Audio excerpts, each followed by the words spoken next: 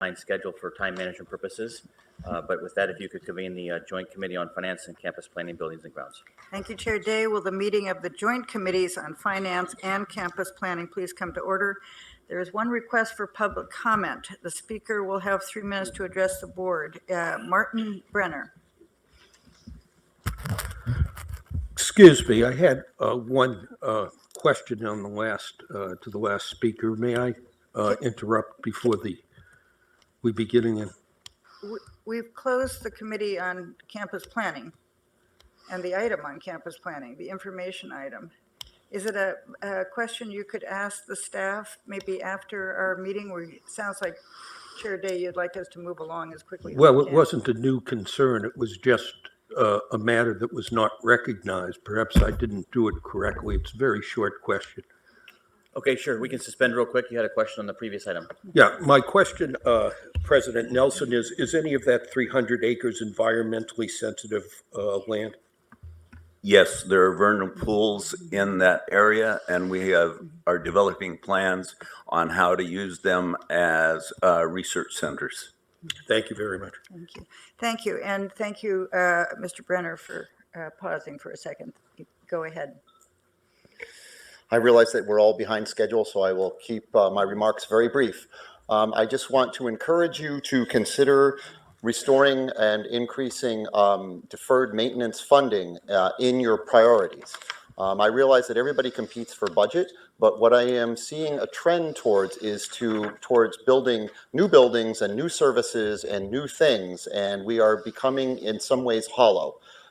In the facilities where I work, a lot of our facilities are becoming dilapidated, unsightly. In some cases, I don't want to be hyperbolic, but bordering on unhealthy. And then this has resulted with other, the students that come here, they should expect that the physical plant and the facilities are suitable for teaching and learning, and the faculty who teach in them as well. I will just give you one anecdotal piece, and this is in no way a reflection of my campus, because it's very clear with all my compatriots that this is really common throughout the CSU. Last year, we spent over $30,000 of Student Excellence Fund money replacing curtains in our building because they no longer met fire codes. Now, we under no circumstances can expose our students and our employees and the public to imminent fire danger, so this absolutely has to be done. But when the students elect to give these funds, I don't think they're thinking that they are giving, that excellence means not burning up in your classroom. I think they mean that excellence means smart classrooms and computer labs and other cutting edge technology. So, we literally put out the fire, but I think that we should be putting out the fire long before we are using student funds. I think they have a reasonable expectation that their facilities are up to date. We have a number of facilities that are rusting, and we're so far behind. We have practice rooms that are rusting. We have student lockers where they secure their personal instruments that are worth thousands of dollars in many cases. Then these lockers are 50 years old and wood with dry rot. They're not secure. The access to this facility is not fully ADA compliant. We need to do better by our students. We need to do better by our students with our existing facilities before we do things like increase enrollments and increase services and increase programs. We really need to make sure that the things that we do now are properly done before we start doing new things. And I want to say that I know what the issues are across my campus, and I know many issues across the CSU. These examples I gave you today are not unique. It in no way reflects an anomalous behavior on my campus. They are ubiquitous. Thank you very much. Thank you, Mr. Brenner. It's now time for the committee to consider today's consent agenda. Are there any objections to the approval of the consent agenda? And these are the two committees now jointly. Hearing none, the consent agenda is approved. The committee has one item on today's discussion agenda. Item 2 is an information item, providing a status update on the San Diego State potential Mission Valley campus expansion. We will have 5 presenters, Steve Relier, Vi San Juan, and in addition, President Adela de la Torre, Tom McCarran, who is a Senior Vice President of the SDSU Mission Valley Development, and Robert Eaton, Assistant Vice Chancellor for Financing, Treasury, and Risk Management. Steve. Thank you, Chair Eisen. This information item provides an update on the San Diego State University Mission Valley campus. Now, going back to November 2017, we brought forward an information item related to the potential expansion of San Diego State University as a result of the City of San Diego's desire to redevelop the stadium located in Mission Valley. And then in July of 2018, the board approved endorsement of the ballot initiative known as Measure G, sponsored by the Friends of SDSU, a San Diego-based community group that is separate from the university. That ballot initiative passed 1 year ago and directed the City of San Diego to negotiate the sale of approximately 135 acres of real property to the university. President Adela de la Torre will provide additional background on this project. President de la Torre. Thank you, Executive Vice Chancellor Relier. The Mission Valley campus will provide SDSU with the space to grow our enrollment, expand our research and innovation programs, and add much-needed housing for students, faculty, staff, and the general community. It also focuses on a commitment to open space by integrating the site's natural features, particularly the San Diego River, creating a regional community asset with approximately 80 acres of parks and open space. As promised in Measure G, or the SDSU West Campus Research Center, Stadium, and River Park Initiative, this project will provide the university with the opportunity to develop the site to meet its short and long-term needs and will be developed using a transparent planning process, including adherence to the requirements of the California Environmental Quality Act. SDSU also stands firm in its commitment to build and maintain a river park as an integral component of the site's development, which has long been envisioned for this piece of property. This is a once-in-a-lifetime opportunity for the campus to expand and better serve its academic mission and the community. SDSU will meet the needs of 15,000 more students through 4 fundamental strategies, which are foundational to our planning. These are reimagining how we use space on the main campus, as well as Mission Valley, through our current strategic planning process, making it explicit that the development of new and diverse funding opportunities is paramount to the success and growth of the university. By embracing changes in the way we approach teaching that will allow our students to use space in new and innovative ways, by developing new partnerships and collaborations that enhance student learning and provide real-world learning opportunities. By embracing these principles, reimagining space in Mission Valley and on the main campus, leveraging synergies with new partners, embracing experiential education opportunities, and reallocating space, we have the opportunity to add 15,000 new students. I emphasize this because this has been the fundamental constraint to growth at SDSU to date: space. We can accomplish this student growth because of the incredible strength of our legacy, our track record in San Diego, and our global brand. We cannot build what we need to serve students without partners, and as a result of our reputation and brand, we have no shortage of potential partners. Each college is working to develop scenarios which leverage these potential partnerships for Mission Valley in ways that explicitly allow us to serve more students. A few of these scenarios are highlighted on this slide. For example, cybersecurity is the single largest area of workforce demand for San Diego, with 7,000 new jobs needed in security and software development over the next 3 years alone. This reflects a national shortage with 1.8 million unfilled positions in this area expected by 2022. Partnerships in the cybersecurity field that provide students with hands-on opportunities both enhance their learning and provide them with skills needed by employers. Another example is a health clinic partnership where we could co-locate our nursing, audiology, physical therapy, and many other clinical areas with public and private healthcare providers. Many have already expressed their interest in partnering with SDSU. Right now, we are seriously limited in our ability to train the numbers of students which our workforce needs. The sector set to experience the single fastest annual employment growth over the next decade will be healthcare, with 3.4 million new jobs needed. There are many other examples I can share, including partnerships in sustainable energy and immediate collaborations with the community colleges who have the capital to build and are eager to partner with SDSU. I can also share we have scenarios that meet critical needs outside of STEM, including modern experiential music warehouse, which integrates Southern California music entertainment partners, artist development, and commercial recording activities with students in professional music settings. The common theme behind our plan to grow is this. The San Diego region is projected to need 20,000 new skilled workers per year by 2030. This is not far away. The workforce of 2030 are today's seventh graders. SDSU is already growing our enrollment for the first time in 10 years.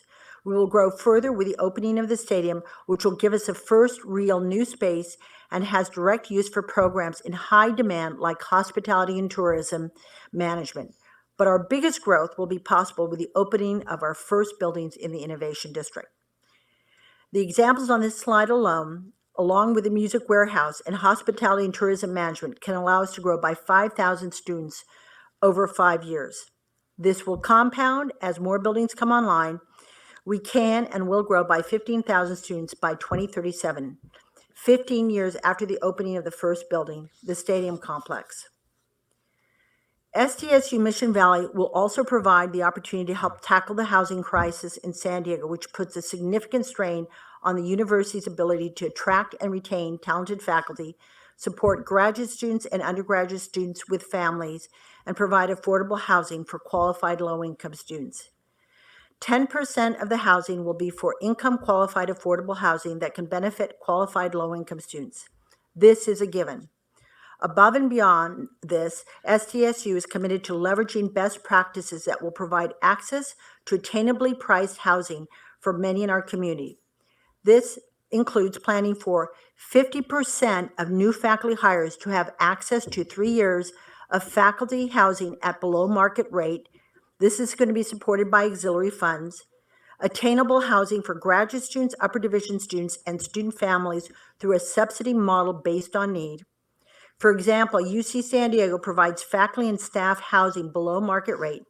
We believe a similar model is viable for family-oriented student housing based upon financial need. Additionally, we've made modifications to our site plan to remove high-rise construction in an effort to control costs and therefore reduce rents on market rate housing. The housing is also a fundamental part of the Innovation District vision that will provide a vibrant live, work, play environment in a transit-oriented mixed-use development anchored by San Diego State University. We don't take lightly this project, and it will test our ability to work together as a campus, as a system, and with our many community and industry partners. For more than 120 years, the success of the San Diego region has been linked to the success of SDSU. The vision forward is one we can all be proud of.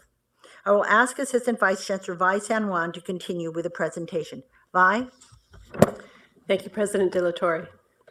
Over the past year, SDSU has been moving forward with the proposed Mission Valley campus redevelopment effort by developing a physical master plan for the campus.